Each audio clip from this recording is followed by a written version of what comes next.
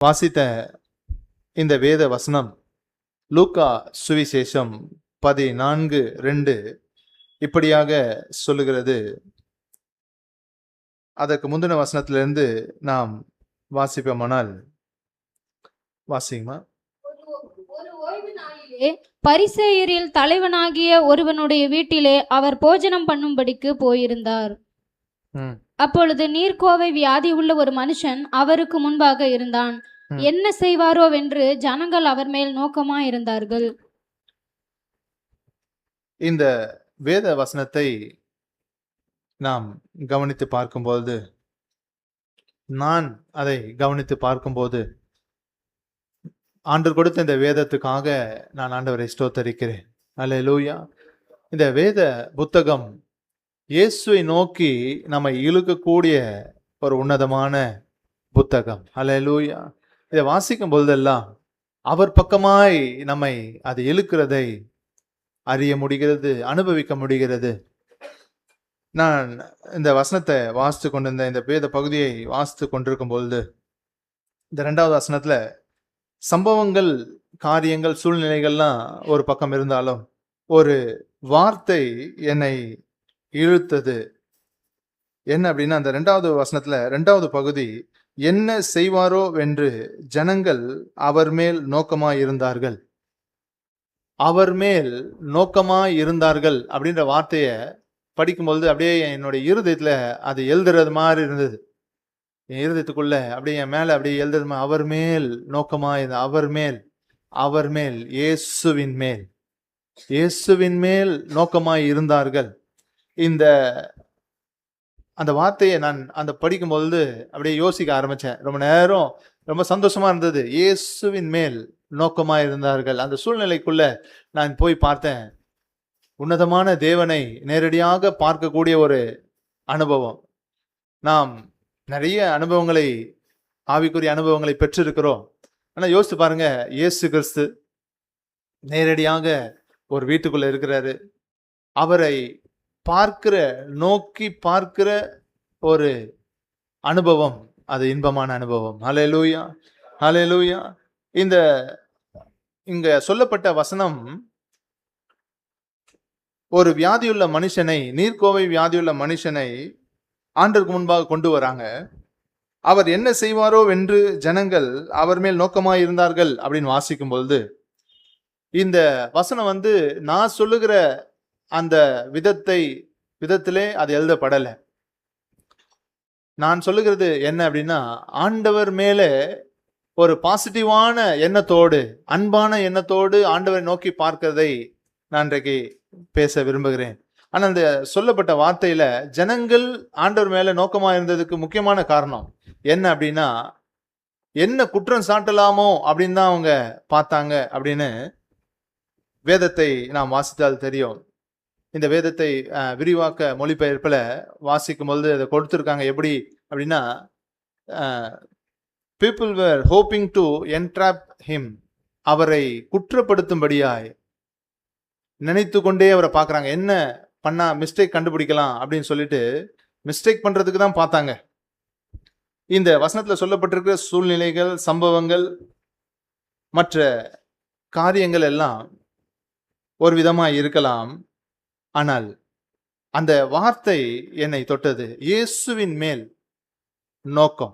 ஹல்லேலூயா, ஹல்லேலூயா. வேத வசனங்கள் நாம் அது பின்னணி தெரியாம ஆராயுது தப்பு. பின்னணி தெரிந்தும் அந்த வசனங்கள் நம்மை ஆளும் பொழுது, வார்த்தைகள் நம்மை ஆளும் பொழுது நாம் விட்டு கொடுக்க வேண்டும். ஹல்லேலூயா. அதனால தான் சொன்னேன், இது உன்னதமான தேவனுடைய வேத புத்தகம். இதை வாசிக்கும் பொழுதெல்லாம் நம்முடைய இருதயத்தை அவர் பக்கமாக அது இழுக்கிறதை நம்மால உணர முடியும். ஹல்லேலூயா. இன்றைக்கு நான் உங்களோடு பகிர்ந்து கொள்ள விரும்புகிற ஒரு வார்த்தை என்னன்னா, இயேசுவின் மேல் நோக்கமுள்ளவர்களாய் நாம் இருப்போமாக. ஹல்லேலூயா. இயேசுவின் மேல் வசனம் அழகா சொல்லுது, அவர் மேல், அவர் மேல். அந்த வார்த்தை அவர் மேல், நீங்க தமிழ் பைபிள்ல படிச்சீங்கன்னா அவர் மேல் அப்படின்னு தனித்தனியா இல்லாம சேர்த்து இருக்குது. ஆக்சுவலா தமிழ்ல தனித்தனியா வரணும். அவர் மேல் அப்படின்னு வேதத்துல சில இடத்துல இப்படி இருக்குது. இதெல்லாம் ரசிக்கணும். அவர் மேல் அப்படின்னு சேர்த்து இருக்குது. அவர் மேல், அவர் மேல், இயேசுவின் மேல். ஹல்லேலூயா. அவர் மேல் நோக்கம். ஹல்லேலூயா. இவங்களை இந்த வசனத்தை நிறைய டிரான்ஸ்லேஷன்ல வாசிக்கும் பொழுது ஆண்டவரை எப்படி பார்த்தாங்கன்னா, they were watching him closely அப்படின்னு போட்டிருக்கு. குற்றம் சாட்டுறதுக்கு எப்படி பார்க்கறாங்கன்னா, they were watching him closely, ரொம்ப அப்படியே கூர்ந்து கவனிக்கிறாங்க அப்படின்னு இருக்குது. இன்னொரு டிரான்ஸ்லேஷன்ல they were watching him carefully, ரொம்ப கவனமாக ஆண்டவரை பார்த்துட்டு இருந்தாங்க. இன்னொரு டிரான்ஸ்லேஷன் சொல்லுது they were observing him narrowly, ரொம்ப ஷார்ப்பா பார்த்துட்டு இருக்காங்க. எதுக்கு அப்படின்னா குற்றம் சாட்டுறதுக்கு. இவர்களுக்கு அவர் தேவன் என்று அறியாமல் இருந்தாங்க. இன்றைக்கு நாம் அவரை அறிந்திருக்கிறோம். ஹல்லேலூயா. இவர்களுடைய குணங்கள், இவர்களுடைய யோசனைகள்லாம் நமக்கு ஒரு சேலஞ்சு. இவர்கள் குற்றம் சாட்டுவதற்கு இப்படி பார்ப்பார்களானால் நாம் அவரை அனுபவிக்கும்படியாய், ஹல்லேலூயா, இயேசுவை நோக்கி பார்க்க இன்றைக்கு கர்த்தர் உங்களோடு கூட பேசி கொண்டிருக்கிறார். பரிசுத்த ஆவியானவர் உங்களுடைய இருதயத்தை கவர்ந்து கொள்ளும்படியாய், அவரை நோக்கி நீங்கள் பார்க்கும்படி, இயேசுவை நோக்கும்படி, உங்களுடைய பார்வை மாத்திரம் அல்ல, உங்களுடைய இருதயம், உங்களுடைய ஆவி, ஆத்துமா எல்லாம் கர்த்தர் பக்கமாய் திரும்பும்படி பரிசுத்த ஆவியானவர் இன்றைக்கு கிரியை செய்வாராக. இப்படிப்பட்ட ஒரு வாய்ப்பு நமக்கு கிடைக்குமானால் நீங்க யோசிச்சு பாருங்க. ஆண்டவரை பார்த்து, ஆண்டவர் உங்க முன்னாடி நிற்கிறார், உங்க அறைக்குள்ள நிற்கிறார், நீங்க ஜெபம் பண்ணும் போது நிற்கிறார். இப்படிப்பட்ட ஒரு வாய்ப்பு, அவரையே பார்க்க, அவர் மேல் அவரையே பார்க்க. நமக்கு பேசுறதுக்கெல்லாம் ஒண்ணுமே தேவையில்லை, அவரை பார்த்தால் போதும். ஹல்லேலூயா. அவரை பார்த்தால், அவரை பார்த்து கொண்டு, அவரை ரசித்து கொண்டு, ஹல்லேலூயா. எத்தனை பேருக்கு இப்படிப்பட்ட ஆசை உண்மையாவே இருக்குது? ஆமென். இந்த வார்த்தைகள் உங்களை திருப்திப்படுத்தலைன்னா கிறிஸ்தவங்கள் அனுபவிக்க வேண்டிய உண்மையான சந்தோஷம் நீங்க அனுபவிக்கலன்னு தான் அர்த்தம். ஹல்லேலூயா. இயேசுவை பார்க்கிறது, அவரை நோக்கி, அவர் மேல் நோக்கத்தோடு பார்க்கிறதுல இல்லாத ஆசீர்வாதம் ஒண்ணுமே இல்லை. ஹல்லேலூயா, ஹல்லேலூயா. அவரை பார்க்க ஆரம்பிச்சிட்டாலுமே நம்முடைய காரியங்கள் எல்லாம் மாறும். ஹல்லேலூயா, ஹல்லேலூயா. அநேகருக்கு நிறைய பிரச்சனைகளை சந்தித்து இருக்கிறேன். மற்றவர்களுடைய காரியங்களை சொல்றேன். அவர்களிடத்துல பேசும்போது என்னுடைய கவனம் என்னவா இருக்கும் அப்படின்னா, இயேசுவை நோக்கி அவர்கள் பார்க்கணும், அவ்வளவுதான். இயேசுவை நோக்கி பார்க்க ஆரம்பித்துட்டா எல்லாவற்றையும் கர்த்தர் மாற்றுவார். ஹல்லேலூயா, ஹல்லேலூயா. அவரை பார்க்கிற, அவரை நோக்குகிற ஒரு அனுபவத்தை இன்றைக்கு நாம் பெற்றுக்கொண்டு போக வேண்டும். ஹல்லேலூயா. அந்த ஒரு பழக்கத்தை, அந்த ஒரு கிரியையை கர்த்தர் இன்றைக்கு நம்மிலே துவங்குவாராக. இயேசுவை பார்த்து கொண்டு இதை குறித்து நிறைய இன்னைக்கு நிச்சயமா நேரம் இருக்காதுன்னு நினைக்கிறேன். முடிந்தால் நான் இன்னொரு தடவை கூட இதை பேச விரும்புகிறேன். அவரை நோக்கி, இயேசுவையே பார்த்து கொண்டு, இந்த வசனம் சொல்லுது அவர் மேல் நோக்கமா இருந்தார்கள். அவங்களை விட்டுருங்க, நாம எப்படி இருக்க போறோம்? F minor. ஜீசஸ்.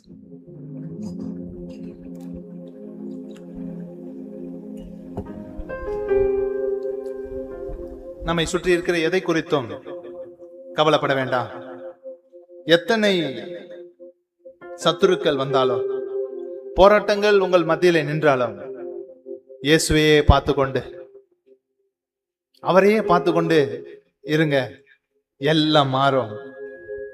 துன்பங்கள் வரலாம், சோதனைகள் வரலாம், அவர் அறியாமல் உங்ககிட்ட அது வராது. உங்களிடத்துல காணப்பட வேண்டிய முக்கியமான காரியம் இயேசுவையே பார்த்து கொண்டு. அழிந்து போகிற இந்த பொல்லாத மாயான உலகத்துல நீங்க பார்க்கிற எல்லாம் மறைஞ்சிடும். அவர் ஒருவரே நிரந்தரமானவர். ஹல்லேலூயா. என்றென்றைக்கும் நிலைத்திருக்கிற நித்திய கன்மலை. ஹல்லேலூயா, ஹல்லேலூயா, ஹல்லேலூயா. அன்பராம் இயேசுவை பார்த்து கொண்டு இன்பமாக அவர் பாதையோடே, அன்பராம் இயேசுவை பார்த்து கொண்டு இன்பமாக அவர் பாதையோடே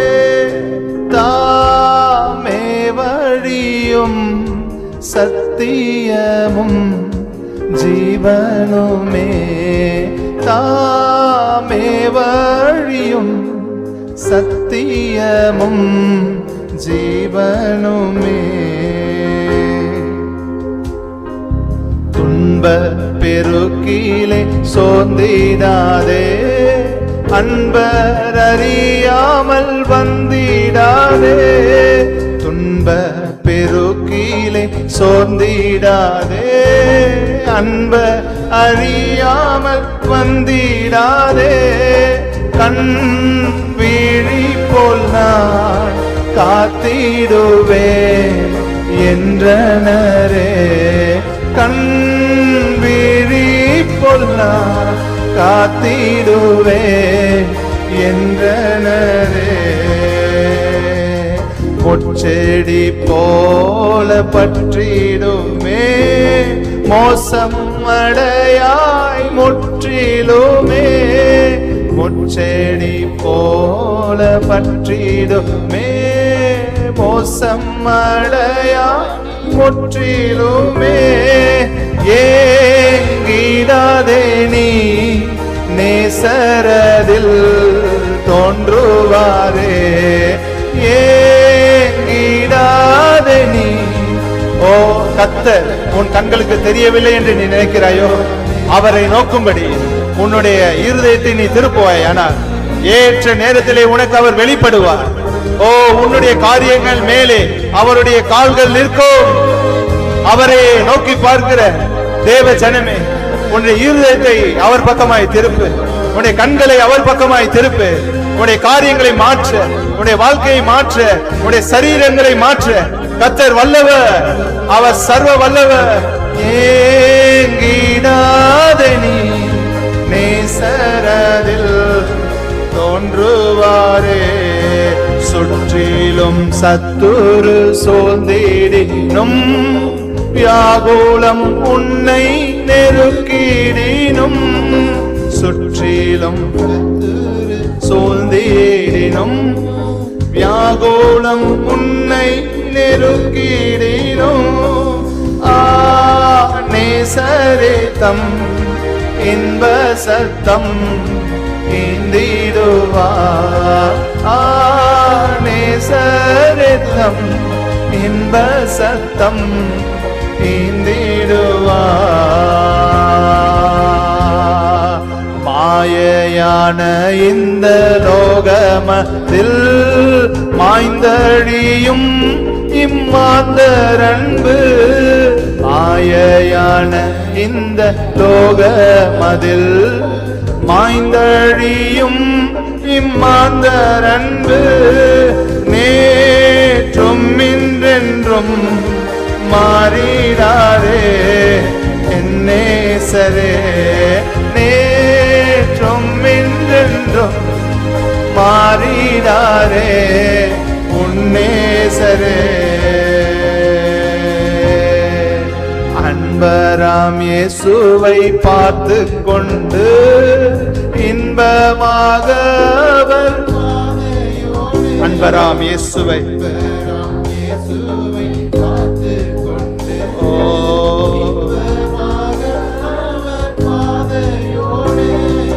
தாமே வழியும் சத்தியமும் ஜீவனுமே, தாமே வழியும்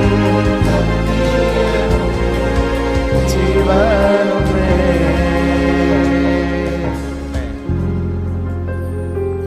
சுற்றிலும் சத்துரு சூழ்ந்திடனும், வியாகுலம் உன்னை நெருக்கிடனும், பயப்பட வேண்டாம். என்ன வந்தாலும் சரி, என் வாழ்க்கையில என்ன நடந்தாலும் சரி, நான் இயேசுவை நோக்குகிறேன். அல்லேலூயா. அவர் மேல் என்னுடைய நோக்கம் திரும்புவதாக. துன்பத்தின் பெருக்கிலே நான் சோர்ந்து போவதில்லை. ஏனென்றால் அவர் அறியாமல் என்னுடைய வாழ்க்கையிலே ஒன்றும் வந்ததில்லை, வரப்போவதும் இல்லை. நான் இயேசுவையே நோக்குவேன். அழிந்து போகிற மாயையான இந்த உலகத்தின் மேல் இருக்கிற எல்லாவற்றையும் விட்டு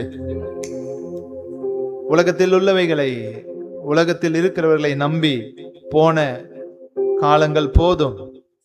கர்த்தரையே நான் நோக்குவேன். இயேசுவே என்னுடைய இருதயம் நோக்கட்டும்.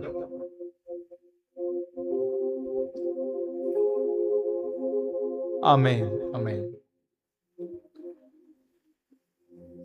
இந்த வேத வசனம் சொல்லுகிறது, ஏசாயா 45:22 நாம் வாசிப்போமானால், ஏசாயா தீர்க்கதரிசன புத்தகம் 45:22.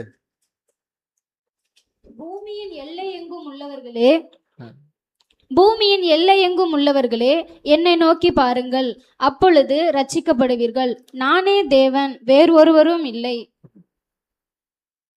இயேசுவின் மேல் நாம் நோக்கம் உள்ளவர்களாய், அவர் மேல் நம்முடைய நோக்கம் திரும்ப வேண்டும்.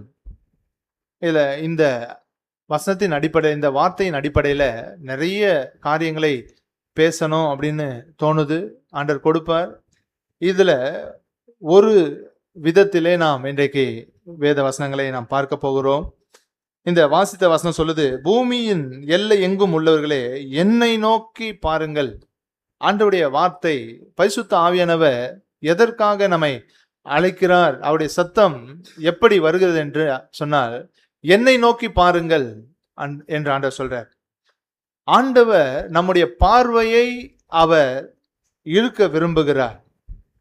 உன்னத பாட்டு புத்தகத்திலே நீங்கள் பார்ப்பீர்களானால், நேசர் அவளுடைய நேச மனவாட்டியை, நேசத்துக்குரியவர்களுடைய பார்வையை தன்னுடைய பக்கமாகவே இழுக்கவே அவர் விரும்புகிறார். நம்முடைய ஆண்டவரும் உங்களுடைய பார்வை அவர் மேலே இருக்க வேண்டும் என்று அவர் விரும்புகிறார். ஏன் என்று சொன்னால், ஏன் பார்வையை அவர் திருப்புகிறார், இழுக்கிறார் அப்படின்னா, நம்முடைய பார்வை ரொம்ப முக்கியம். நம்முடைய பார்வை தவறும் போது நம்முடைய பாதை தவறும். நம்முடைய பார்வை தவறும் போது நம்முடைய பாதை தவறும். ஏவாள் பாருங்க, அவளுடைய பார்வையில பிரச்சனை இருந்தது. ஆண்டவருடைய வார்த்தையை மறந்துட்டா. ஆண்டவர் சொன்ன கட்டளையை மறந்து போனார். ஆகான், அவனுக்கு பாபிலோனிய சால்வை மேல எண்ணம் வந்தது, பார்வை வந்தது, அவனை தள்ளிவிட்டது. நம்முடைய பார்வை நாம் வைத்திருக்க நோக்கத்தோடு தொடர்புடையது. பார்வையின் மூலமாக நம்முடைய நோக்கங்கள் சிதைந்துவிடும். சரியான பார்வையை கர்த்தர் நமக்கு தருவாராக. அதனால்தான் வேத வசனம் சொல்லுது, நீதிமொழிகள் புத்தகத்துல 23:31 வாசித்தோமானால், நாம் பார்க்கிறதை குறித்து அது பேசுகிறது. நீதிமொழிகள் 23:31. மதுபானம் இரத்த வருணமாயிருந்து பாத்திரத்தில் பளபளப்பாய் தோன்றும் போது நீ அதை பாராதே, அது மெதுவாய் இறங்கும். மதுபானம் உன்னை கவருங்கிறது போல இருக்கும்போது அதை நீ பாராதே அப்படின்னு சொல்றார். எதுக்கு அதை பார்க்காத அப்படின்னு சொல்றாருன்னா, நீ பார்த்துட்டனா உன்னுடைய பார்வை, உன்னுடைய பாதை தவறும். இது மதுபானத்தை குறித்து மட்டும் இல்ல, எந்த ஒரு தீமையான, எந்த ஒரு பாவமான காரியங்களை நாம் நம்முடைய பார்வையிலே அதை ரசிக்கும் போது, தீமையான காரியங்கள், தீமையான நோக்கத்தோடு அதை செய்யும் போது நம்முடைய பாதை தவறுகிறது. அதனால்தான் ஆண்டவர் சொல்றாரு, பூமியின் எல்லையில் எங்கும் இருக்கிறவர்களே என்னை நோக்கி பாருங்கள், நம்முடைய பார்வை இயேசுவின் மேல் இருப்பதாக. அல்லேலூயா. நம்முடைய நோக்கம் இயேசுவின் மேல் இருப்பதாக. இந்த உலகத்தின் காரியங்கள் மேல, நம்முடைய தேவைகள் மேல கூட நமக்கு இருக்க தேவையில்லை. நமக்கு இருக்கிற ஆதாரங்கள் மேல நம்முடைய பார்வை இருக்கக்கூடாது. கர்த்தரே நம்முடைய பார்வை. அல்லேலூயா. அவரே நம்முடைய நோக்கம். நம்முடைய பார்வை நம்முடைய இருதயத்தை இழுத்து செல்லுகிறது. ஏன் இயேசுவை நோக்கி பாருங்கள் அப்படின்னு சொல்றேன்னா, நீங்க அவரை நோக்கி பார்க்கும்போது, ஒருவேளை நீங்க சொல்லலாம், எங்க இருக்காரு நான் பார்க்கறதுக்கு அப்படின்னு சொல்லி, நீங்க கண்களை மூடி ஆண்டவரே நான் உம்மை பார்க்கணும் அப்படின்னு நீங்க விரும்பி கேட்பீர்களானால், உங்களுடைய இருதயத்தை அதை நோக்கி ஆண்டவர் இழுப்பார். அல்லேலூயா. யோபு பக்தன் இந்த அனுபவத்தை சொல்றாரு. யோபு புத்தகம் 31:7 வாசிப்பீர்களானால், அவருடைய கண்கள் அவருடைய இருதயத்தோடு சம்பந்தப்பட்டிருக்கதை அவர் பேசுகிறார். வாசிக்கலாம். யோபு 31:7. என் நடைகள் வழியை விட்டு விலகினதும் என் இருதயம் என் கண்களை பின்தொடர்ந்ததும் ஏதாகிலும் ஒரு மாசு என் கையில் ஒட்டி கொண்டதும் உண்டானால். என் நடைகள் வழியை விட்டு விலகினதும் என் இருதயம் என் கண்களை பின்தொடர்ந்ததும் அப்படின்னு சொல்றார். என் இருதயம் என் கண்களை பின்தொடர்ந்ததும். ஏன்னா அவர் ஏன் சொல்றாருன்னா, அது பெரிய ரிஸ்க். நம்முடைய கண்கள் பின்னாடி தான் நம்முடைய இருதயம் போகுது. அப்படி இருக்கக்கூடாது உலகத்தின் காரியத்துல, பாவத்தின் விஷயங்கள்ல. ஆனால் ஆண்டவரை குறித்து நாம் பார்க்கும்போது நம்முடைய கண்கள் ஆண்டவர் மேல இருக்கணும், நம்முடைய இருதயம் அவருக்கு பின்பாக செல்லணும். அல்லேலூயா. இயேசு கிறிஸ்துவும் பூமியில மனிதனாய் வந்து இருக்கும்போது ஆண்டவர் சொன்னாரு, உங்களுடைய பொக்கிஷம் எங்க இருக்கிறதோ உங்க இருதயம் இருக்கும். அல்லேலூயா.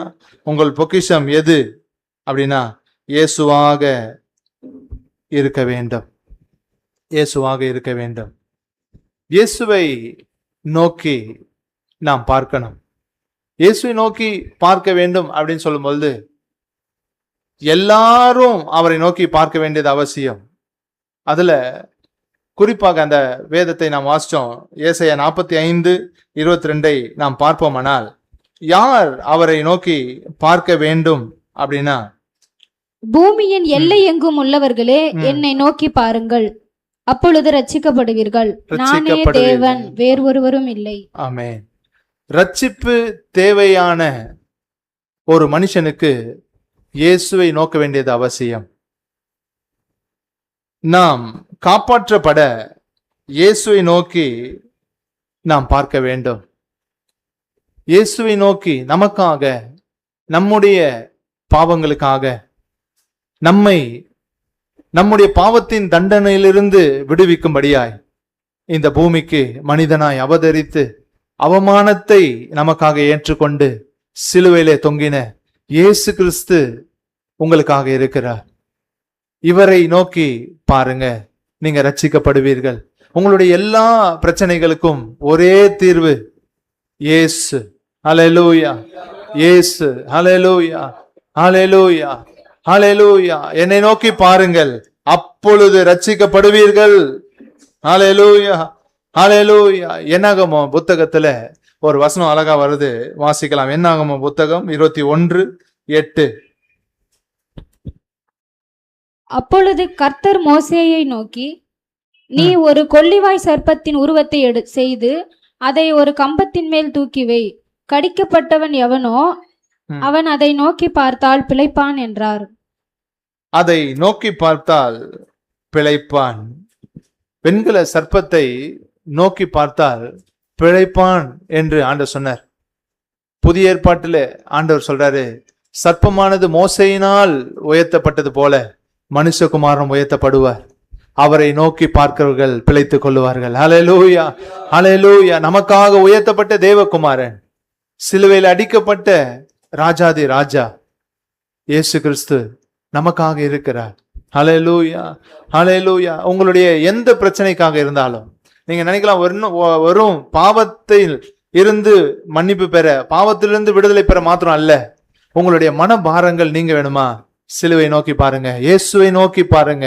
சிலுவையில் இயேசு. ஹல்லேலூயா. ஹல்லேலூயா. இயேசுவின் மேல், இந்த வார்த்தை ரொம்ப அழகா இருக்கு, அவர் மேல் நோக்கமா இருந்தாங்க. நாம் இயேசுவின் மேல் நோக்கமாய் இருக்க வேண்டும். அவரை நோக்கி பார்த்தால் நாம் பிழைத்துக் கொள்ளுவோம். நாம் பிழைத்துக் கொள்ளும்படியாய் அவர் தம்மை ஒப்பு கொடுத்தார். ஹல்லேலூயா. ஹல்லேலூயா. நாம் பிழைக்கும்படியாய் இயேசு கிறிஸ்து தம்மையே ஒப்பு கொடுத்தார். பெருக்கமன்ஸ் ரொம்ப அழகா ஒரு பாடல் எழுதியிருக்காரு. ஜீசஸ் எங்களை வாழ வைக்க வெண்கல சர்ப்பம் போல எங்களை வாழ வைக்க சிலுவையில் தொங்கி நீ நோக்கி பார்த்ததினால் பிழைத்து கொண்டோமையா. உம்மை நோக்கி பார்த்ததினால் பிழைத்து கொண்டோமையா. ஒப்பு கொடுத்தீரையா, ஒப்பு கொடுத்தீரையா,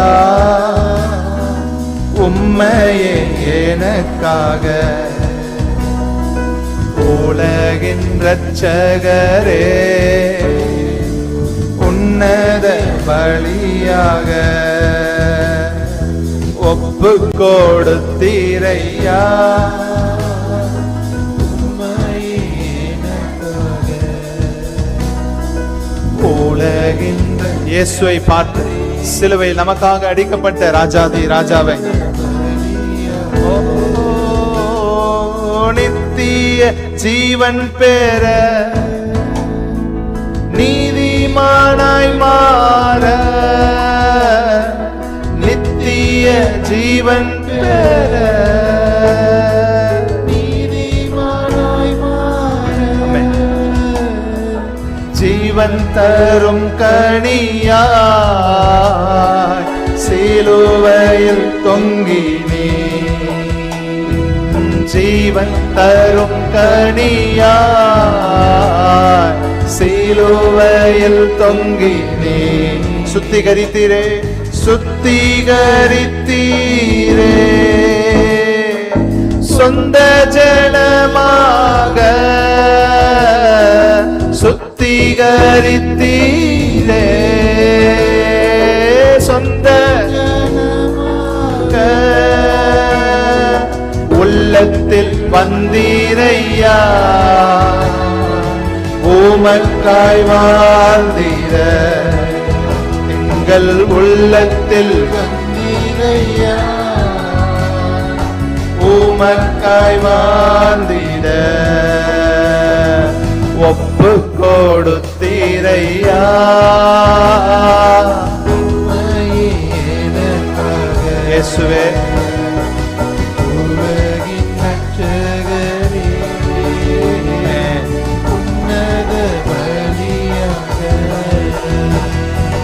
ஒப்பு கொடுத்தீரையா,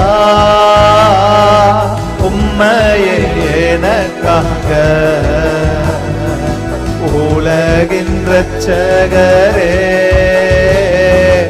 உன்னத பலியாக எங்களை வாழ வைக்க சிலுவையில் தொங்கினீர் என்ற வார்த்தை நாம் பாடும்போது அவரை நோக்கி பார்த்தார்.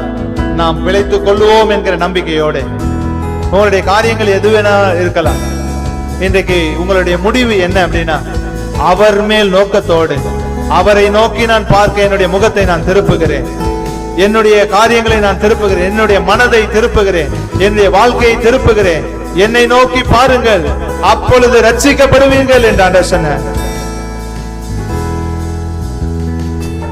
எங்களை வாழ வைக்க வெண்கல சர்ப்பம் போல, எங்களை வாழ வைக்க சிலுவையில் தொங்கினீ. நோக்கி பார்த்ததினால் பிழைத்து கொண்டோமையா. இயேசுவே, நோக்கி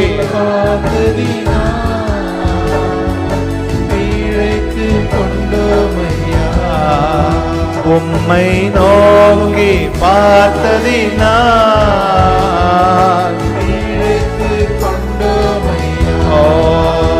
உம்மை நோக்கி உங்க இருதயம் இயேசுவை நோக்கட்டும், இயேசுவை நோக்கி பார்க்கட்டும்.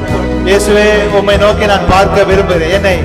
என்னுடைய அட்டென்ஷன், என்னுடைய எண்ணங்கள், என்னுடைய சிந்தை எல்லாம் சிலுவையிலே எனக்காக தொங்கின என்னை வாழ வைக்கும்படியாய், என்னை சுத்திகரிக்கும்படியாய், எனக்கு நித்திய ஜீவனை கொடுக்கும்படியாய், ஜீவன் தரும் கனியாய் சிலுவையில் தொங்கின ஓ உன்னதமான இயேசுவை நோக்க என்னுடைய இருதயத்தில் இருக்கிற எல்லா காவலைகளை, பாரங்களை வெளியே எடுத்து போட்டுட்டு, எல்லா எண்ணங்களை நான் வெளியே போட்டுட்டு இயேசுவை நோக்கி பார்க்க விரும்புகிறேன். நோக்கி பார்த்தால் நீங்கள் பிழைத்துக் கொள்ளுவீர்கள். நோக்கி பார்ப்பீர்களானால் நீங்கள் பிழைத்துக் கொள்ளுவீர்கள். ஹல்லேலூயா. எல்லாம் மாறும், எல்லாம் மாறும். வியாதிகள் மாறும். ஓ மரணம் மாறும், மரண எண்ணங்கள் மாறும், எல்லா தோல்விகள் மாறும், எல்லா பிரச்சனைகள் மாறும். இயேசுவை நோக்கி பார்ப்போமாக, இயேசு கிறிஸ்துவை நோக்கி பார்ப்போமாக. உம்மை நோக்கி பார்ப்பதினா பிழைத்து கொள்வேனையா.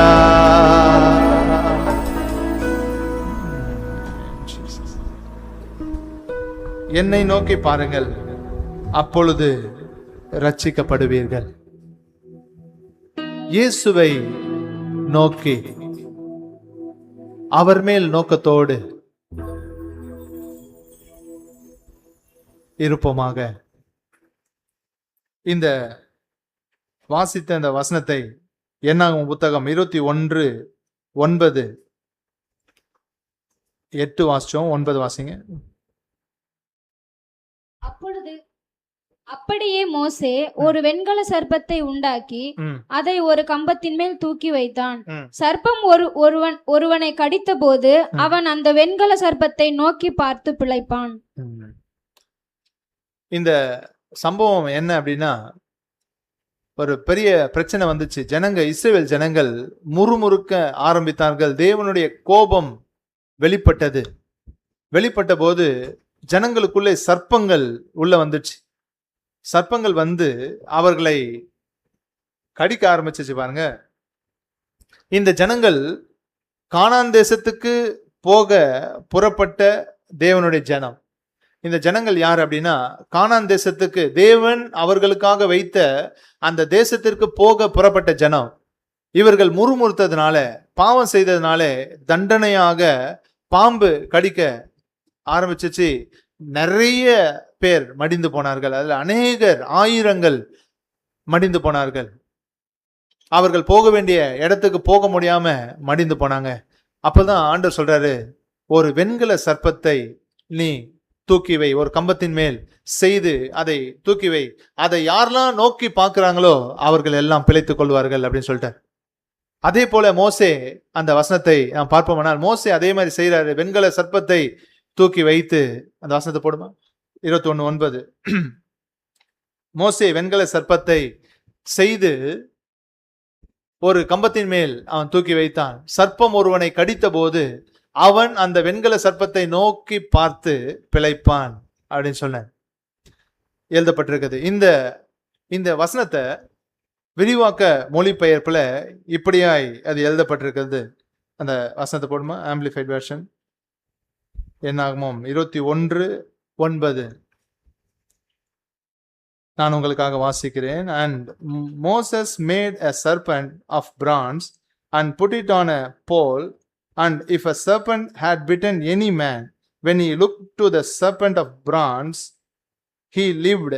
அப்படின்னு முடிச்சிருக்காங்க. அந்த when he looked to the serpent of bronze, அவன் அந்த வெண்கல சர்ப்பத்தை பார்க்கும்போது பிழைத்துக் கொள்வான் அப்படின்ற இடத்துக்கு நடுவுல பார்க்கும்போது when he looked to the serpent of bronze அப்படின்ற இடத்துக்கு பக்கத்துல போட்டிருக்காங்க பாருங்க, attentively, expectantly, with a steady and absorbing gaze அப்படின்னு போட்டிருக்காங்க.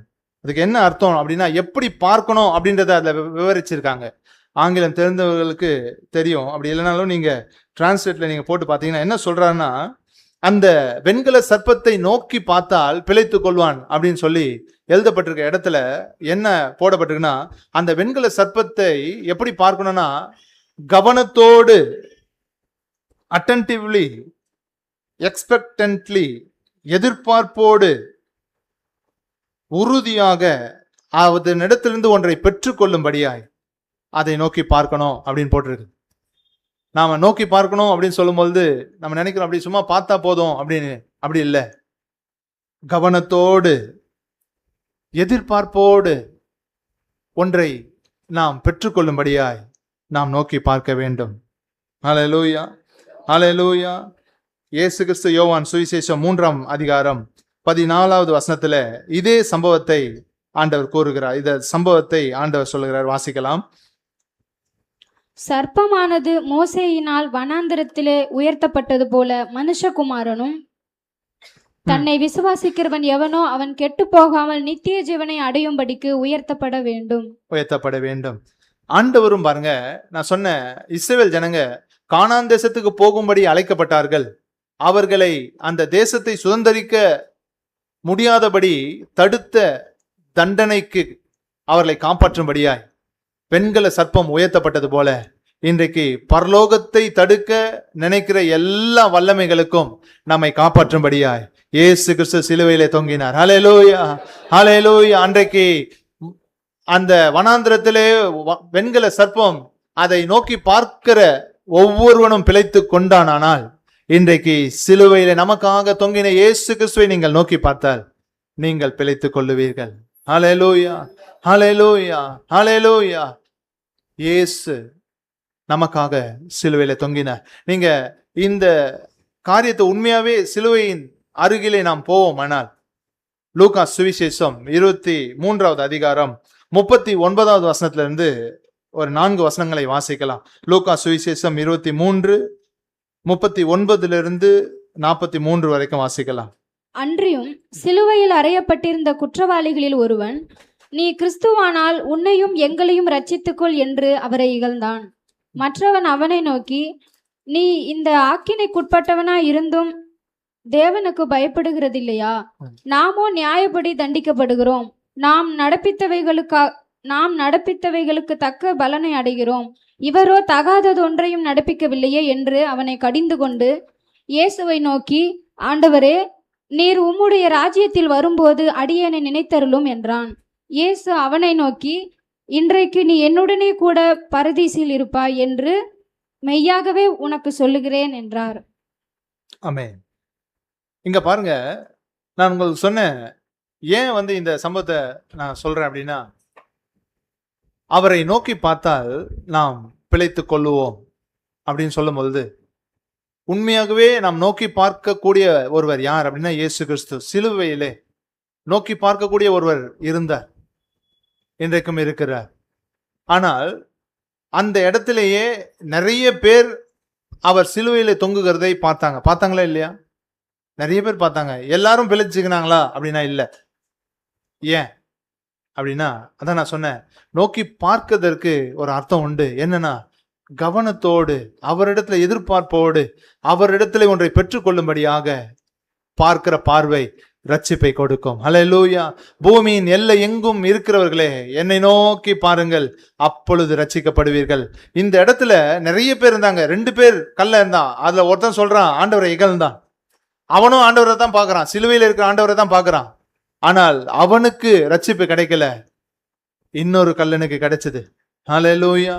இந்த சிலுவையில் அறையப்பட்ட கர்த்தரிடத்துல இரக்கம் கேட்ட அந்த கல்லன் நமக்கு ஒரு சவால். இவன் எப்படி இயேசு கிறிஸ்துவை நோக்கி பார்த்தானோ அதை போல நாம பார்த்துட்டோம்னா வேற பெரிய பிளெஸிங் நமக்கு இல்லை. இவனுடைய வாழ்க்கையில பாருங்க, ரொம்ப லக்கி மேன் அப்படின்னு சொன்னா இவன் தான். ஆமா, ஆண்டவரோடு கூட போயிட்டான். ஆண்டவரை அசைத்த மனிதன். நான் பின்பாக சொல்லும் பொழுது உங்களுக்கு தெரியும், ஏற்கனவே நான் ஒரு சில தருணங்கள்ல இவைகளை சொல்லியிருக்கிறேன், இருந்தாலும் இன்றைக்கு நான் சொல்லுகிறேன். இயேசு கிறிஸ்து சிலுவையிலே அடிக்கப்பட்டவராய் தொங்கிக் கொண்டிருக்கும் பொழுது அநேகர் அவரை நோக்கி பார்த்தாங்க. அன்றைக்கு அந்த வெண்கல சர்ப்பத்தை நோக்கி பார்த்தவர்கள் பாம்பு கடிச்சாலும் பிழைத்து கொண்டாங்க. இந்த இடத்துல, இந்த சம்பவத்துல பாத்தீங்கன்னா நிறைய பேர் இருந்தாங்க. ஒருத்தன் அவரை நோக்கி பார்த்து பிழைத்து கொண்டான். நம்முடைய கணக்கின்படி அந்த கல்லன் சிலுவையில் மரித்தான் அப்படின்னு தான் சொல்லுவோம். இயேசு கிறிஸ்துவை விசுவாசிக்கிறவனுக்கு நித்திய ஜீவன் உண்டு. ஹல்லேலூயா. அவன் மரித்தாலும் பிழைப்பான், என்றென்றைக்கும் மரியாமலும் இருப்பான். ஹல்லேலூயா, ஹல்லேலூயா. பாவ போராட்டத்தோடு வாழ்க்கையை முடித்து கொள்ளலாம் அப்படின்னு ஒருவேளை நீங்க நினைக்கலாம். ஆண்டவர் சொல்றாரு, நீ வாழ வேண்டும். ஹல்லேலூயா. என்னை நோக்கி பார்த்தால் நீ பிழைப்பாய். ஹல்லேலூயா, ஹல்லேலூயா. என்னை நோக்கி பாருங்கள், அப்பொழுது ரட்சிக்கப்படுவீர்கள். ஹல்லேலூயா, ஹல்லேலூயா. கர்த்தர் நல்லவர். அந்த கல்லனுக்காக நான் கர்த்தரை ஸ்தோத்தரிக்கிறேன். அவனுடைய காரியங்களை நான் உற்று கவனிக்கும் பொழுது எனக்கு என்னுடைய இருதயத்தில் தேவ ஆவியானவர் கொடுத்த ஒரு 3 காரியங்களை சுருக்கமாய் நான் சொல்லுகிறேன். நீங்க கவனிங்க. அந்த மனுஷனுக்கு உள்ள இருந்த தேவ பயத்தை, தேவனை நோக்கி இருக்கிற ஒரு பயத்தை, என்னால தேவனுக்கு பயப்படுகிற பயத்தை பார்க்க முடிந்தது. 2வது, அவன் தேவனுடைய நீதியையும் தேவனுடைய பரிசுத்தத்தையும் அவருடைய மகத்துவத்தையும் வெளிப்படுத்துகிறதை என்னால் பார்க்க முடிந்தது. 3வது, தேவனுடைய ராஜ்யத்தை குறித்ததான ஒரு எண்ணத்தை அவனுடைய இருதயத்துக்குள்ளே என்னால பார்க்க முடிந்தது. நாம் ஒன்றொன்றாக பார்க்கலாம். நீங்க வசனத்தை வாசிங்க. லூக்கா சுவிசேஷம் 23:40. மற்றவன் அவனை நோக்கி, நீ இந்த ஆக்கினைக்குட்பட்டவனா இருந்தும் தேவனுக்கு பயப்படுகிறது இல்லையா? ஆமென். பாருங்க, இந்த வார்த்தை என்னை ரொம்ப ஆச்சரியப்படுத்துச்சு. இவனுக்குள்ள எப்படி இந்த பயம்? சிலுவையில அடிக்கப்படுகிற அளவுக்கு, தண்டனை பெறுகிற அளவுக்கு மோசமான ஒரு மனுஷன். இவனுக்குள்ள வந்த இந்த தேவ பயத்தை நான் பார்க்கும்போது நான் ஆச்சரியப்படுகிறேன். ஏன் அப்படி, என்ன காரணம் இருக்கும் அப்படின்னு நான் நினைச்சேன்னா, மற்றவர்கள் எல்லாரும் இயேசுவை பார்த்த விதம் வேற, இவன் இயேசுவை நோக்கி பார்த்த விதம் வேற. இவன் இயேசுவை பார்க்க பார்க்க அவர் மேல் அவன் நோக்கமானான். அவனுடைய வாழ்க்கை மாறிடுச்சு. ஹல்லேலூயா. தேவ பயம் அவனுக்குள்ள வருது. அவன் சொல்ற பாருங்க, மற்றவன் அவனை நோக்கி, நீ இந்த ஆக்கினைக்கு உட்பட்டவனாய் இருந்தும் தேவனுக்கு பயப்படுகிறது இல்லையா? நம்முடைய பாவத்தினால் நாம் அடைகிற தண்டனையை நாம் அனுபவித்து கொண்டு இருந்தோம், இன்னும் பயப்படாமல் வாழ்ந்து கொண்டிருக்கிற ஒரு சிலர் உண்டு. ஆண்டவருடைய கரம் சிலரை தொட்டு இருக்கிறது. பாவம் பரலோகத்தை உங்களுக்கு தடை பண்ண முடியாது. ஆனால் இந்த பூமியிலே உங்களை அது டேமேஜ் ஆக்கும். ஆண்டவர் நீங்கள் சந்தோஷமாய் வாழ வேண்டும் என்று விரும்புகிறார். ஹல்லேலூயா. இந்த பூமியிலே அவரோடு கூட நீங்கள் வாழ வேண்டும், சந்தோஷமாய் வாழ வேண்டும் என்று விரும்புகிறார். சிலர் தேவனுக்கு பயப்படுகிறதை விட்டு விட்டார்கள். இதுக்கு முக்கியமான காரணம் என்ன அப்படின்னா, அவரை பார்க்கிற பார்வையில பிரச்சனை இருக்குது. அவரை பார்க்கிற, அவரோடு இருக்கிற, அவர் மேல் நோக்கமா இருக்கிற அந்த அனுபவங்களை இன்றைக்கு சிலர் இழந்திருக்கிறார்கள். அதனாலதான் பாவம் அவர்களுக்குள்ள வர ஆரம்பிச்சிச்சு. இந்த மனிதன், இந்த கள்ளன் சொல்றான், தேவனுக்கு பயப்படுகிறது இல்லையா? ஏற்கனவே நம்மளுக்கு பிரச்சனை இருக்குது. இங்க இருக்கிற ஒரு சிலரோடு ஆண்டவர் தெளிவா பேசுறார். ஏற்கனவே பிரச்சனை இருக்குது, உடம்புல இருக்குது. இதுக்கு காரணம் நீ செய்கிற பாவம், நீ செய்கிற கர்த்தருக்கு பிரியமில்லாத காரியம். ஏற்கனவே பிரச்சனையின் வழியா தான் போற, ஆனா இன்னும் நீ தேவனுக்கு பயப்படாமல் இருப்பாயானால் இது நியாயமா? நமக்காக சிலுவையிலே ஒருவர் தொங்கிக் கொண்டிருக்கிறார். அவரை நோக்கி பார்த்தால் நாம் பிழைத்துக் கொள்ளுவோம். உன்னுடைய கவனம் இயேசுவின் பக்கம் திரும்பட்டும், இயேசுவின் மேல் போகட்டும், அவர் மேல் உங்களுடைய நோக்கம் போகட்டும். அவரோடு வாழ்கிறதுல, அவரோடு செலவு செய்கிறதுல, அவரை பார்க்கிறதுல, அவரை ரசிக்கிறதுல, அவரை நினைக்கிறதுல நம்முடைய நோக்கம் திரும்புவதாக. நம்முடைய குணம் மாறட்டும், தேவையில்லாத எண்ணங்கள் மாறட்டும், மேட்டிமை எண்ணங்கள் மாறட்டும், கசப்புகள் மாறட்டும். தேவனுக்கு இதெல்லாம் பிடிக்காது தானே? நாம் ஏன் பயப்படக்கூடாது? ஆண்டவரை நீங்க பார்த்துட்டீங்கன்னா இதெல்லாம் விட்டுருவீங்க. இயேசுவை நோக்கி நீங்க பார்ப்பீங்களானால் உங்க மனசு ஃப்ரீ ஆயிடும். அவர்கள் அவர் மேல் நோக்கமாய் இருந்தார்கள். நீங்களும் தேவன் மேல், இயேசு கிறிஸ்துவின் மேல், சிலுவையில் தொங்கின இயேசு கிறிஸ்துவின் மேல் நோக்கமாய் இருந்தால் உங்களுடைய காரியங்கள் எல்லாம் கர்த்தர் மாற்றுவார். உங்களுடைய மனதை புதிதாக கர்த்தர் மாற்றுவார். ஒரு பனியை போல வெண்மையாக மாற்றுவார். ஹல்லேலூயா, ஹல்லேலூயா. சுத்தமாக மாற்றுவார். எல்லா கசப்புகளை விட்டு, எல்லா மேட்டிமையான எண்ணங்களை விட்டு, பொறாமைகளை விட்டு, புறங்கூறுதலை விட்டு கர்த்தர் பக்கம் நாம் திரும்புவோமாக. தேவனுக்கு பயப்படுகிற பயம் தேவனுடைய கிருபையை கொண்டு வரும். ஹல்லேலூயா, ஹல்லேலூயா. தமக்கு பயந்தவர்களுக்கு அவர் கிருபை அளிக்கிறார். ஹல்லேலூயா. இந்த மனுஷன் மேல, இந்த கள்ளன், நம்ம நினைக்கிறோம் எப்படி ஆண்டவர் அவனை கொண்டு போனாரு, அவன் ஆண்டவரே மன்னியும் அப்படின்னு மன்னிப்பு கூட கேட்கவே இல்லை. அவனுக்குள்ள ஏற்பட்ட மாற்றங்களை நாம் உற்று பார்க்கும்போது ஆச்சரியமா இருக்குது. இதுக்கு காரணம் என்ன அப்படின்னு நான் யோசிச்சு பார்க்கிறேன். அவன் இயேசுவை பார்த்த விதம், அவன் இயேசுவை பார்த்த விதம். எல்லாருமே பார்த்தாங்க தான், ஆனா அவன் பார்த்த பார்வையில வித்தியாசம் இருந்தது. அவன் இயேசுவை நோக்கி பார்த்தான். அவர் அப்படியே பார்த்துட்டே இருந்திருப்பான்னு நினைக்கிறேன். அவர் பண்றதெல்லாம், அவர் அசைக்கிறது, அவர் பேசுறது, அவருடைய முகம், அவருடைய தலையிலிருந்து அவருடைய கால் வரைக்கும் பார்த்துட்டே இருந்திருப்பான். மற்றவங்கள மாதிரி இவர் இல்லையே. மற்றவங்க எல்லாம் தப்பு பண்ணிட்டு தான் தண்டனை அனுபவிச்சாங்க, இவர் ஒன்றும் செய்யவில்லை. ஹல்லேலூயா. தேவனுடைய நீதியை அவன் அறிவிக்கிறான் பாருங்க. இவர் நாம் நியாயப்படி தண்டிக்கப்படுகிறோம். தேவனுடைய நீதி அது. நாம் நியாயப்படி தண்டிக்கப்படுகிறோம். இவரோ ஒன்றும் செய்யல. இவர் நமக்காக அடிக்கப்படுகிறார். ஹல்லேலூயா, ஹல்லேலூயா. தேவனுடைய பரிசுத்தத்தை, தேவனுடைய நீதியை இந்த மனுஷன் அறிவிக்கிறதை நாம் பார்க்கிறோம். இந்த அனுபவம் நமக்கு வேணும். அவன் ஆண்டவரோடு தங்களை ஒப்பிட்டு சொல்றான். அந்த கல்லன்கிட்ட ஆண்டவரை பார்த்து ஒப்பிட்டு சொல்றான். ஒப்பிடும் பொழுது அவரை அவன் உயர்த்துகிறான். நீங்க அந்த வசனத்தை வாசிங்க. 40வது வசனம், 23, 40, 41. மற்றவன் அவனை நோக்கி, நீ இந்த ஆக்கினைக்குட்பட்டவனாய் இருந்தும் தேவனுக்கு பயப்படுகிறது இல்லையா? நாமோ நியாயப்படி தண்டிக்கப்படுகிறோம். நாம் நடப்பித்தவைகளுக்கு தக்க பலனை அடைகிறோம். இவரோ தகாததொன்றையும் நடப்பிக்கவில்லையே என்று அவனை கடிந்து கொண்டு, இவரோ தகாததொன்றையும் நடப்பிக்கவில்லையே என்று அவனை கடிந்து கொண்டு, யாரு சொன்னாங்களோ இல்லையோ இவர் ஒரு குற்றமும் இல்லாதவர் அப்படின்னு இந்த கல்லன் சொன்னாங்க. ஹல்லேலூயா. தேவன் பரிசுத்தர் என்பதை அவன் அறிக்கையிட்டான்.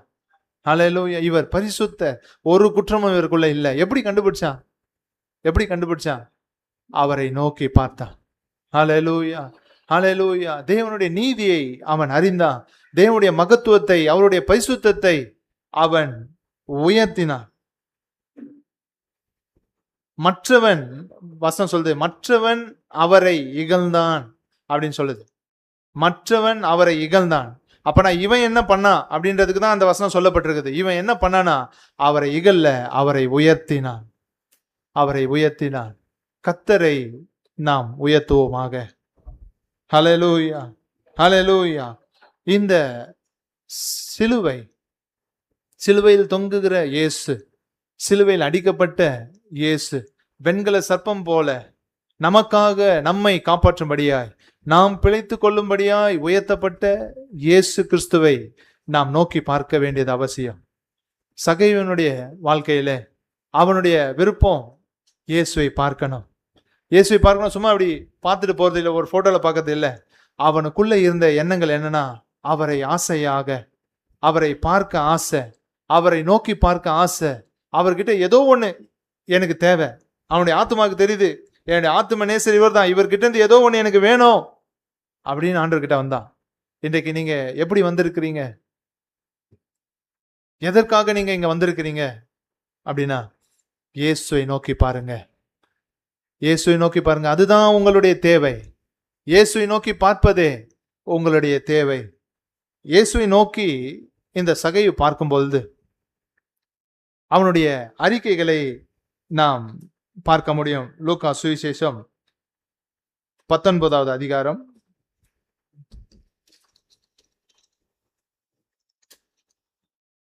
2வது வசனத்திலிருந்து வாசிங்க. ஆயக்காரருக்கு தலைவனும் ஐஸ்வர்யவனுமாயிருந்த சகேயு என்னப்பட்ட ஒரு மனுஷன் இயேசு எப்படிப்பட்டவரோ என்று அவரை பார்க்க வகை தேடினான். அவன் குள்ளனானபடியினால் ஜன கூட்டத்தில் அவரை காணக்கூடாமல் அவர் போகும் வழியில் முன்னாக ஓடி அவரை பார்க்கும்படி ஒரு காட்டத்தி மரத்தில் ஏறினான். இயேசு அந்த இடத்தில் வந்தபோது அண்ணாந்து பார்த்து அவனை கண்டு, சகேயுவே, நீ சீக்கிரமாய் இறங்கி வா, இன்றைக்கு நான் உன் வீட்டிலே தங்க வேண்டும் என்றார். அவன் சீக்கிரமாய் இறங்கி சந்தோஷத்தோட அவரை அழைத்து கொண்டு போனான். அதை கண்ட யாவரும், இவர் பாவியான மனுஷனிடத்தில் தங்கும்படி போனார் என்று முறுமுறுத்தார்கள். அதை கண்ட யாவரும் பாவியான மனுஷனிடத்துக்கு போனார் என்று முறுமுறுத்தார்கள். சகேயு நின்று கர்த்தரை நோக்கி, ஆண்டவரே, என் ஆஸ்திகளில் பாதியை ஏழைகளுக்கு கொடுக்கிறேன். நான் ஒருவனிடத்தில் எதையாகிலும் அநியாயமாய் வாங்கினதுண்டானால் நாளத்தனையாக திரும்ப செலுத்துகிறேன் என்றான். இயேசு அவனை நோக்கி, இன்றைக்கு இந்த வீட்டுக்கு ரட்சிப்பு வந்தது, இவனும் ஆபிரகாமுக்கு குமாரனாய் இருக்கிறானே. ஆமென். இந்த சம்பவத்தை நாம் அறிந்திருக்கிறோம்.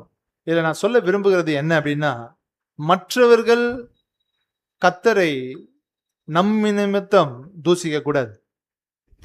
இந்த மனுஷன் சகையு ஆண்டவரை நோக்கி பார்க்கறதுல அவன் ஆசையோட போறான். ஆண்டவரை நோக்கி பார்க்கிறான். ஆண்டவருமே ரெடியா தான் இருக்காரு அவன் வீட்டுக்கு வர்றதுக்கு. ஆண்டவருக்கு மற்றவங்களை குறிச்சு பிரச்சனையே இல்லை. ஆனா அவன் பாருங்க, இந்த ஜனங்க சொல்றாங்க, அதை கண்ட யாவரும், 7வது வசனம் சொல்லுது, அதை கண்ட யாவரும் இவர் பாவியான மனுஷனிடத்தில் தங்கும்படி போனார் என்று முறுமுறுத்தார்கள். இதுக்கு ஆண்டவர் பதில் சொல்ல, வசனம் சொல்லுது, சகேயு நின்று கர்த்தரை நோக்கி, ஆண்டவரே, என் ஆஸ்திகளில் பாதியை ஏழைகளுக்கு கொடுக்கிறேன்.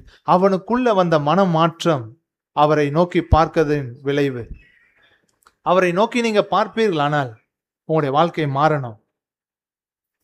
உங்க வாழ்க்கை மாறணும். என்னுடைய சுபாவங்களை வச்சு, என்னுடைய எண்ணங்களை வச்சு, என்னுடைய கோபம், என்னுடைய வார்த்தைகள், என்னுடைய பெருமை, வீண் பேச்சு, பொறாம, புறங்கூறுதலை வச்சு ஆண்டவரை ஒருத்தன் தூஷிச்சிட கூடாது. என்னுடைய குற்றங்களை வச்சு, என்னுடைய நடத்தையை வச்சு ஆண்டவர் ஒருத்தன் குற்றம் சொல்லிடக்கூடாது அப்படின்ற எண்ணம் அவனுக்குள்ள இருந்தது, சகைக்குள்ள இருந்தது. இன்றைக்கு நமக்குள்ள வரட்டும். அவரை நோக்கி பார்க்க உங்களை விட்டு கொடுத்த தேவ ஜனமே, உங்களுடைய காரியங்களை விட்டு கர்த்தரிடத்திலே திரும்புவீர்களாக. வேதவசனம் சொல்லுகிறது, பாவத்தை மறைக்கிறவன் வாழ்வடைய மாட்டான், அவைகளை அறிக்கை செய்து விட்டு விடுகிறவனோ இரக்கம் பெறுவான், இரக்கம் பெறுவான். சகேயு நமக்கு முன்பாக நிற்கிறார். சிலுவையில் அறையப்பட்ட கள்ளன் நமக்கு முன்பாக இருக்கிறான். அவங்க பாத்தீங்கன்னா, அவங்க யாருமே ஆண்டவரை திட்ட விடல, இகழ விடல. அவர்கள் காப்பாற்ற நினைத்தார்கள். எது அதை செய்ய வச்சதுன்னா, அவரை நோக்கி பார்க்கிற அனுபவம். உண்மையாய் இன்றைக்கும் உங்களை பத்தி பேசிட்டே இருக்காங்க, உங்களை திட்டிட்டு இருக்காங்க, நீ எல்லாம் ஒரு கிறிஸ்தவனா, எப்படி இருக்குது பாரு, எப்படி பேசுது பாரு அப்படின்னு சொல்றாங்க. அப்படின்றது அதுக்கு என்னதமா காரணம்? ஆண்டவரை பார்க்கிற விதத்துல நீங்க அவரை பார்க்கல. இயேசுவை நீங்கள் பார்க்கிற விதத்துல நீங்க பார்க்கல. இயேசுவை பார்க்க வேண்டிய விதத்தில் நீங்க பார்ப்பீர்களானால் உங்களுக்கு எதுவுமே பெருசா தெரியாது. எல்லாவற்றையும் அவருக்காக நஷ்டம் என்று விட்டேன், குப்பையுமாக எண்ணுகிறேன். ஹல்லேலூயா, ஹல்லேலூயா. தேவ ஜனமே, உங்கள் கண்களுக்கு முன்பாக இயேசு கிறிஸ்து நிற்பாராக. ஒரு காரியத்தை சொல்லி நான் இன்றைக்கு முடிக்கிறேன். இந்த கல்லன், சிலுவையில் அறையப்பட்ட கல்லன், இவனுடைய இருதயத்துக்குள்ளே தேவனுடைய ராஜ்யத்தை குறித்ததான எண்ணம் வந்தது. ரொம்ப ஆச்சரியமா இந்த வாசிக்கலாம். 42வது வசனம், 23, 42. லூக்கா சுவிசேஷம் 23, 42. இயேசுவை நோக்கி, ஆண்டவரே, நீர் உம்முடைய ராஜ்யத்தில் வரும்போது அடியேனை நினைத்தருளும் என்றான். இயேசு அவனை நோக்கி, இன்றைக்கு நீ என்னுடனே கூட பரதீசில் இருப்பாய் என்று மெய்யாகவே உனக்கு சொல்லுகிறேன் என்றார். இந்த மனுஷனுடைய வார்த்தையை பாருங்க. ஆண்டவரே, நீர் உம்முடைய ராஜ்யத்தில் வரும்போது அடியேனை நினைத்தருளும் என்றான். யோசிச்சு பாருங்க, சிலுவையில அடிக்கப்பட்டு சாக கிடக்கிறார்.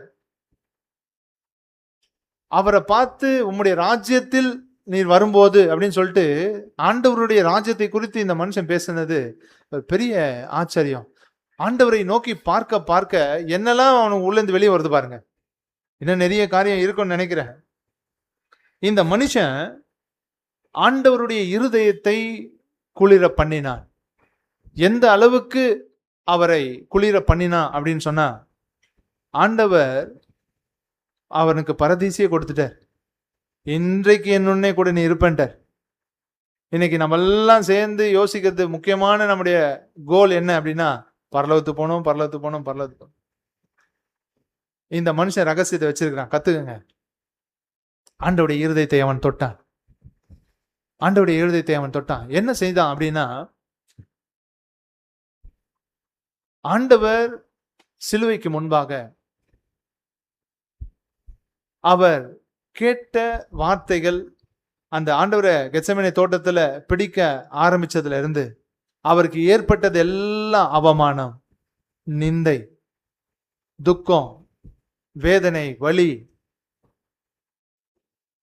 பயங்கரமான பாதைகள் வழியாய் அவர் கடந்து சென்றார். தாங்கொன்னா வேதனையினால் அவர் தவித்தார். கேட்ட வார்த்தைகள் எல்லாம் அவமான வார்த்தைகள், துக்கமான வார்த்தைகள், கேவலமான வார்த்தைகள்.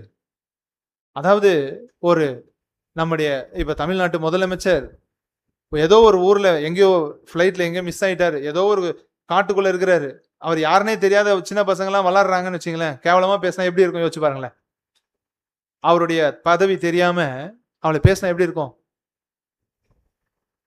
அப்படிப்பட்ட உன்னதமான தேவன் கேட்ட வார்த்தைகள் எல்லாம் ரொம்ப வேதனையான வார்த்தைகள், வேதனையான அனுபவங்கள். இதுக்கு நடுவுல இப்படி அந்த சிஎம் மிஸ் ஆயிட்டாரு, அதுக்கு நடுவுல ஒருத்தன் வந்து ஏய் இவர் தமிழ்நாட்டு சிஎம்டா அப்படின்னு சொல்லிட்டாருன்னா எப்படி இருக்கும் யோசிச்சு பாருங்க.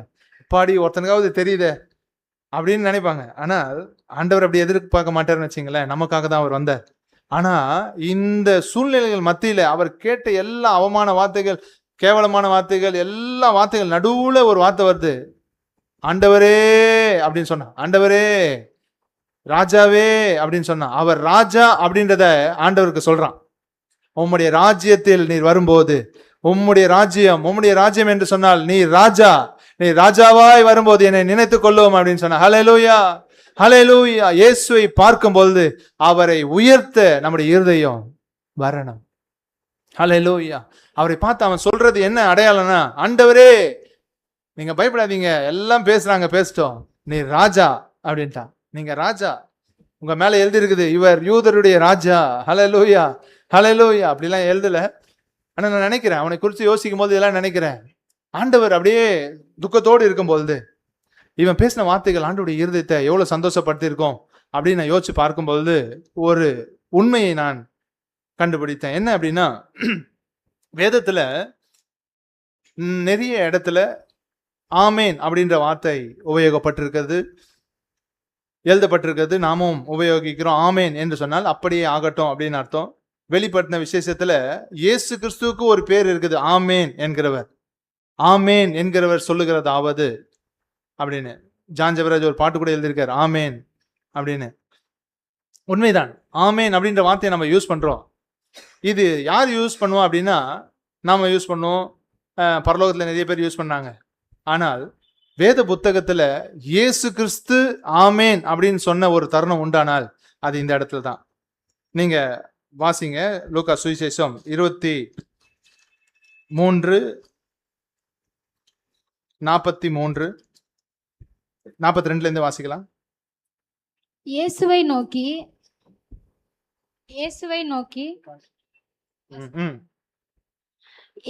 நோக்கி ஆண்டவரே, நீர் உம்முடைய ராஜ்யத்தில் வரும்போது அடியேனை நினைத்தருளும் என்றான். இயேசு அவனை நோக்கி, இன்றைக்கு நீ என்னுடனே கூட பரதீசில் இருப்பாய் என்று மெய்யாகவே உனக்கு சொல்லுகிறேன் என்றார். இன்றைக்கு நீ என்னுடனே கூட பரதீசில் இருப்பாய் என்று மெய்யாகவே உனக்கு சொல்லுகிறேன் என்றார். இங்க ஆமேன் இல்ல அப்படின்னு நீங்க பாக்குறீங்க, தமிழ் மொழிபெயர்ப்புல இல்ல. நமக்கு தெரியும் இந்த புதிய ஏற்பாடு எழுதப்பட்ட மொழி கிரேக்க மொழி. அந்த கிரேக்க மொழியிலேயே அது அப்படிதான் இருக்குது. நீங்க நான் அந்த டிரான்ஸ்லேஷனை கொடுத்துருக்கேன், போடுமா கிரீக் வெர்ஷன் போடு. அந்த மொழி தெரியாது, அது ஆங்கிலத்துல எழுதியிருக்காங்க. ஹார்ட் அண்ட் வெஸ்ட்கோட் அப்படின்ற ஒரு வெர்ஷன்ல அப்படி எழுதியிருக்காங்க. அதுல பாத்தீங்கன்னா படிக்க முடியாது. கே எய்பன் ஆட்டோ ஆமேன் அப்படின்ற வார்த்தை இருக்கு பாருங்க, ஆமேன் அப்படின்னு ஆண்டவர் சொன்னார். ஆண்டவர் உண்மையாகவே அந்த இடத்துல ஆமேன் அப்படின்னு சொல்லிட்டு தான் சொல்றாரு, இன்றைக்கு நீ என்னோட கூட பரதேசில் இருப்பாய் அப்படின்னு. ஹல்லேலூயா. இன்னும் உங்களுக்கு அந்த ஒண்ணு மட்டும் இல்ல, லத்தீன் வெர்ஷனை பாருங்க. லத்தீன் வெர்ஷன்லயும் அப்படிதான் இருக்கு. நீங்க கூகுள்ல சர்ச் பண்ணி பாருங்க. உண்மையாவே ஆமேன் என்ற வார்த்தையை ஆண்டவர் அங்க உபயோகித்தார்.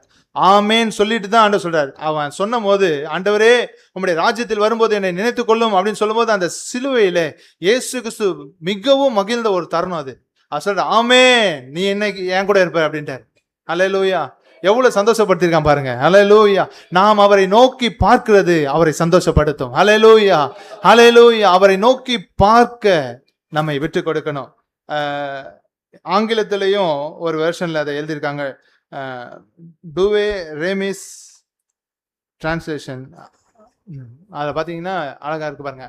And Jesus said to him, Amen, I say to thee, this day thou shalt be with me in paradise.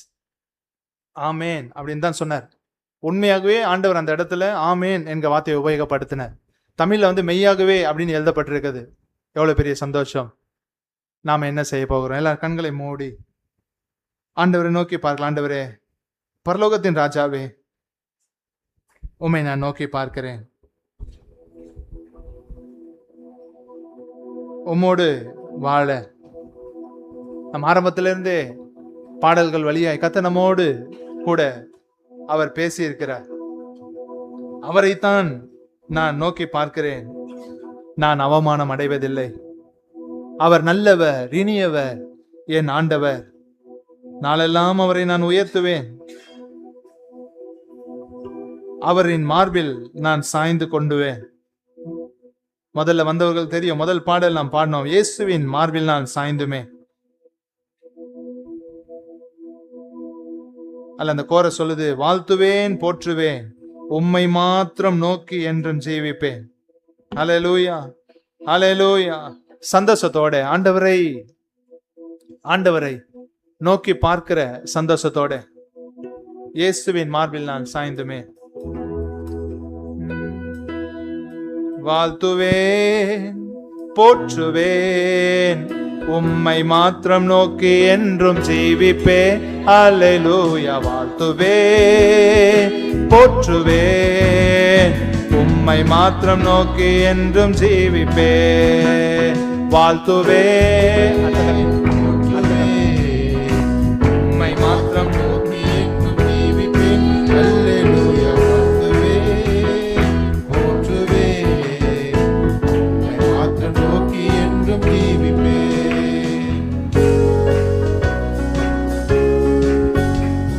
சோதனையால் என் உள்ளம் சோர்ந்திடும், வேதனையான வேலை வந்திடும்.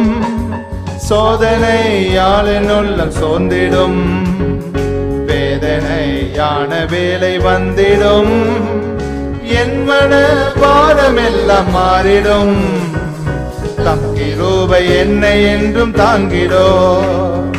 என் மன பாரமெல்லாம் மாறிடும், தம் கிருபை என்னை என்றும் தாங்கி. சிநேகிதர்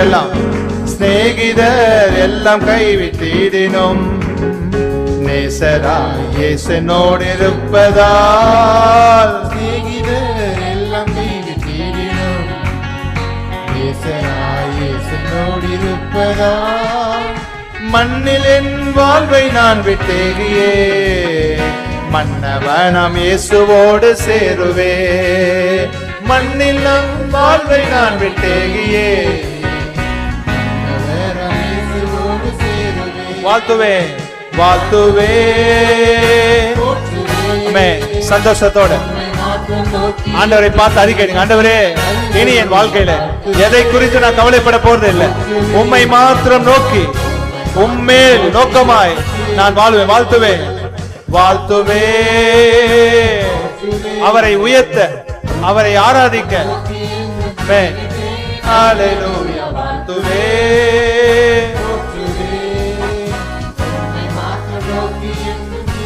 இயேசுவின் மார்பில் நான் சாய்ந்துமே. என்றும் எந்த ஜீவ பாதையில்